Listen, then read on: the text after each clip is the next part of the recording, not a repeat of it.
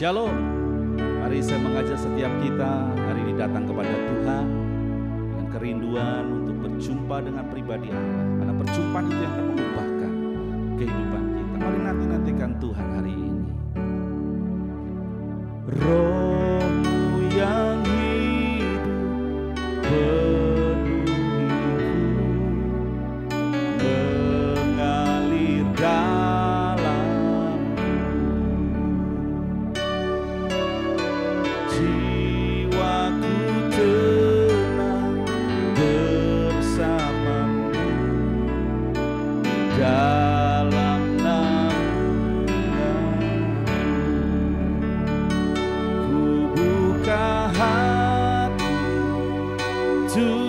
jamahan berserah penuh di hadirat-Mu.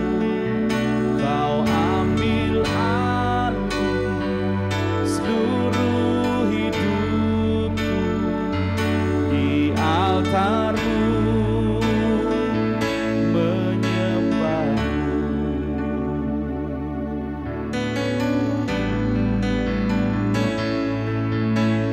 Roh-Mu yang hidup penuhiku, mengalir dalamku. Jiwaku tenang bersamamu dalam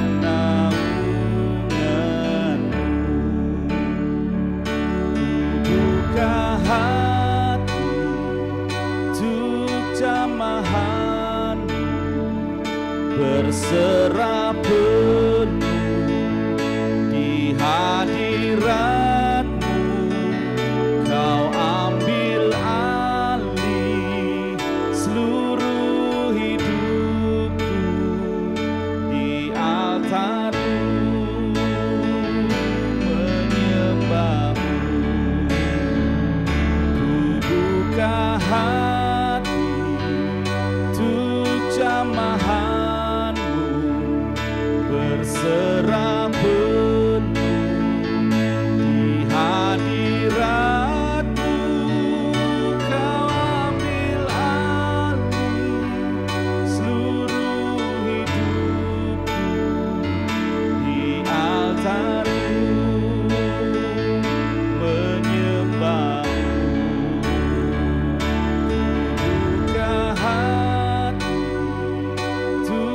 Jamahan berserah penuh di hadirat-Mu.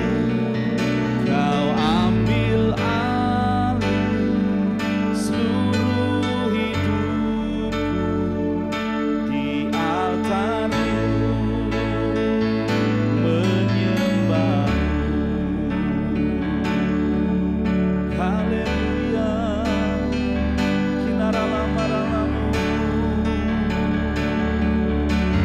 Kami buka hati untuk Roh Kudus menjamah. Kami buka hati untuk terima kuasa. Mari Roh Kudus jamah kami. Mari Roh Kudus penuhi hidup kami. Urapilah setiap hati yang haus. Penuhilah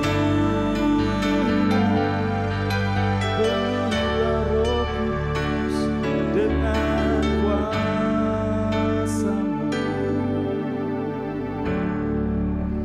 Terima kasih Bapa di surga. Hari ini kami belajar akan kebenaran firman-Mu. Meteraikan setiap firman yang boleh kami dengarkan hari ini. Biar firman itu menjadi kekuatan kami, firman itu menuntun kami, firman itu mengajar kami, agar hidup kami gak pernah sama lagi dan kami semakin mengerti bahwa ada karya Roh Kudus, ada karya ilahi yang luar biasa, yang akan digenapi dalam setiap kehidupan kami. Biarlah pengurapan-Mu hari ini penuh atas setiap kami, sehingga kami dimampukan untuk mencernakan firman Tuhan. Dalam nama Tuhan Yesus kami berdoa, kami mengucap syukur, haleluya, amin. Shalom saudara dikasih Tuhan, hari ini kita akan belajar bersama-sama mengenai Roh Kudus. Dan tema hari ini adalah dipenuhi oleh Roh Kudus. Apa yang terjadi saudara ketika kita itu dipenuhi oleh Roh Kudus? Yang pertama, mari saya mengajak setiap kita membuka di Injil Yohanes pasalnya yang pertama, ayatnya yang ke-12. Yohanes 1 ayat yang ke-12. Tetapi semua orang yang menerimanya diberinya kuasa supaya menjadi anak-anak Allah, yaitu mereka yang percaya dalam namanya. Saudara dikasih Tuhan, ketika kita terima Roh Kudus, maka yang pertama Roh Kudus itu akan memberikan kuasa kepada setiap kita untuk menjadi anak-anak Allah. Yang dimaksud dengan semua orang yang diberi kuasa untuk menjadi anak-anak Allah adalah orang-orang yang terpanggil dan percaya dan menerima Tuhan Yesus sebagai Tuhan dan Juru Selamat. Ketika sebagai orang percaya kita mempercayai Tuhan, kita percaya kepada Yesus sebagai Tuhan, maka kita diberikan hak istimewa oleh Tuhan supaya kita menjadi anak Allah. Artinya menjadi anak, kita akan terima kuasa yang daripada Tuhan. Kita terima hak untuk benar-benar menerima janji menjadi anak-anak Allah. Dan kuasa itu saudara dimanifestasikan melalui Roh Kudus. Jadi saudara dikasih Tuhan, sebagai orang yang percaya, setiap kita yang percaya kepada Yesus, kita akan menjadi anak-anak Allah. Yang kedua saudara, apa yang terjadi ketika kita dipenuhi oleh Roh Kudus? Yang kedua, apa yang terjadi ketika kita dipenuhi Roh Kudus? Roh Kudus akan menjadikan kita memiliki sifat yang kudus. Ya, Roh Kudus akan memampukan kita untuk dapat hidup di dalam kekudusan.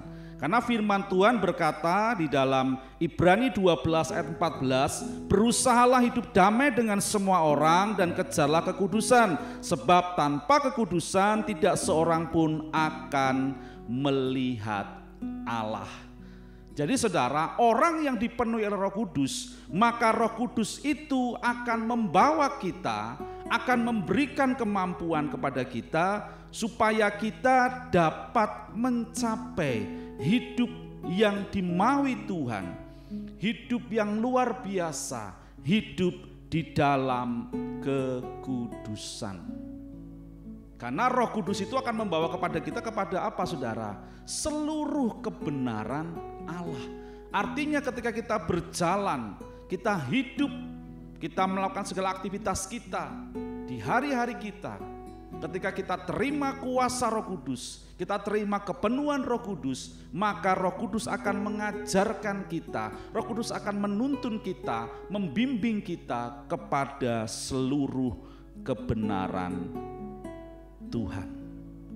Sehingga saya percaya ketika kita menjadi orang-orang yang mau, yang sungguh-sungguh rindu hidup, menghidupi firman Tuhan, maka kekudusan yang daripada Allah itu akan nyata dalam kehidupan kita.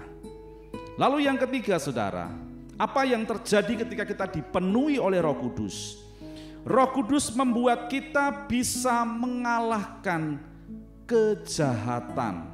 Ya, dalam 2 Korintus 10 ayat 3-6 berkata, memang kami masih hidup di dunia, tetapi kami tidak berjuang secara duniawi, karena senjata kami dalam perjuangan bukanlah senjata duniawi, melainkan senjata yang diperlengkapi dengan kuasa Allah yang sanggup untuk meruntuhkan benteng-benteng. Saudara, Kita mematahkan setiap siasat orang dan merubuhkan setiap kubu yang dibangun keangkuhan manusia untuk menentang pengenalan Allah. Ya, kita bisa mendapatkan kekuatan daripada Roh Kudus karena ada kuasa yang limpah dalam hidup kita sehingga kita dimampukan untuk mengalahkan kejahatan. Ya, di dalam 1 Yohanes 4 ayatnya yang keempat, kamu berasal dari Allah, anak-anakku, dan kamu telah mengalahkan nabi-nabi palsu itu, sebab roh yang ada di dalam kamu lebih besar daripada roh yang ada di dalam dunia ini. Jadi ketika kita dipenuhi oleh Roh Kudus, maka Roh Kudus itulah yang akan memberikan kemampuan kepada kita. Roh Kudus yang memberikan kuasa dalam hidup kita untuk dapat mengalahkan roh jahat ataupun kejahatan. Lalu yang keempat, saudara, apa yang terjadi ketika kita dipenuhi oleh Roh Kudus? Roh Kudus memberikan kuasa kepada kita untuk menjadi saksi Tuhan. Coba kita baca di Kisah Para Rasul pasalnya yang pertama ayat yang ke-8. Kisah 1 ayat yang ke-8. Tetapi kamu akan menerima kuasa kalau Roh Kudus turun ke atas kamu, dan kamu akan menjadi saksiku di Yerusalem dan di seluruh Yudea dan Samaria dan sampai ke ujung bumi. Jadi kita diberikan kuasa oleh Tuhan. Ya, dalam bahasa aslinya dipakai kata dunamis, ya, atau dinamit, suatu ledakan. Ya, jadi kuasa untuk mengadakan tanda-tanda kekuasaan Tuhan. Jadi saudara dikasih Tuhan, kita diberikan kemampuan untuk apa? Menjadi saksi.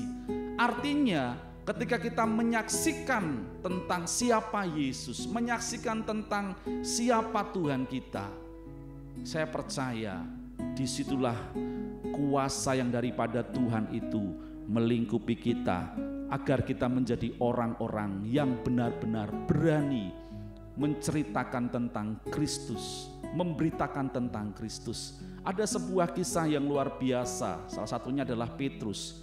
Kalau kita lihat kehidupan Petrus sebelum dia terima Roh Kudus, ya, dia bersama-sama dengan Tuhan Yesus selama 3,5 tahun. Dia bersama-sama, dia dimuridkan, tapi suatu ketika Yesus ditangkap, dia menjadi seorang yang penakut. Dia menjadi orang yang bahkan mengkhianati, menyangkal Yesus sampai 3 kali. Tapi apa yang terjadi ketika dia terima Roh Kudus? Dia tiba-tiba berubah menjadi manusia yang berani, manusia yang berkobar-kobar, manusia yang meledak-ledak untuk apa? Menceritakan tentang siapa Tuhan Yesus. Dia enggak takut, saudara. Bahkan ketika dihadapannya banyak tantangan, ya, banyak aniaya, dia tetap berani memberitakan tentang Yesus. Orang yang dipenuhi Roh Kudus yang keempat, maka dia akan diberikan kuasa untuk menjadi saksi Tuhan. Demikian firman Tuhan hari ini. Yang pertama, orang yang dipenuhi Roh Kudus, maka Roh Kudus akan memberikan kuasa kepada kita untuk menjadi anak Allah. Yang kedua, Roh Kudus menjadikan kita memiliki sifat yang kudus. Yang ketiga, Roh Kudus akan membuat kita bisa mengalahkan kejahatan.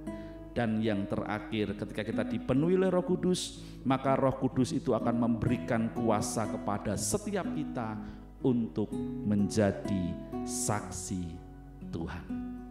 Biarlah dimanapun kita berada, hendaklah di hari-hari ini kita terus minta kepada Tuhan untuk dipenuhi oleh Roh Kudus. Haleluya, Tuhan Yesus memberkati.